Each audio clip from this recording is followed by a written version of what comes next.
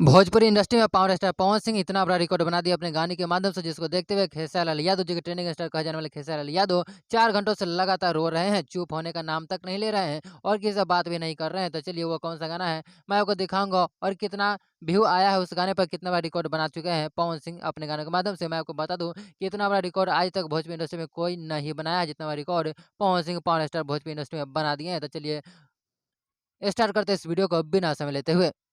जैसा कि मैं आपको बता दूं कि पवन सिंह का गाना आया था आज से कुछ दिनों पहले, यानी कि 1 महीना पहले, जिसका नाम था हरी हरी ओढ़नी। उस समय खेसारी लाल यादव का भी गाना आया था जिसका नाम था तबला, जो कि 6.1 करोड़ पर अटक चुका है। आईडी लगाने के बाद भी इतना व्यू नहीं आया जितना व्यू बिना आईडी लगाए हुए पवन सिंह पे आ चुका है। मैं आपको बता दूं, जैसे आप स्क्रीनशॉट भी देख रहे हैं लाइव, पवन सिंह के गाने पे 1 महीना में 10 करोड़ यानी कि 100 मिलियन पार हो चुका है व्यू। दोस्तों मैं आपको बता दूं कि इतना बड़ा रिकॉर्ड आज तक कोई नहीं बनाया था। दोस्तों अगर आप पवन सिंह का सच्चे वाले फैन होंगे तो चैनल को सब्सक्राइब जरूर कर लेंगे। ये खुशी पे मैं पवन सिंह को अपनी तरफ से बहुत बहुत बधाई देता हूँ।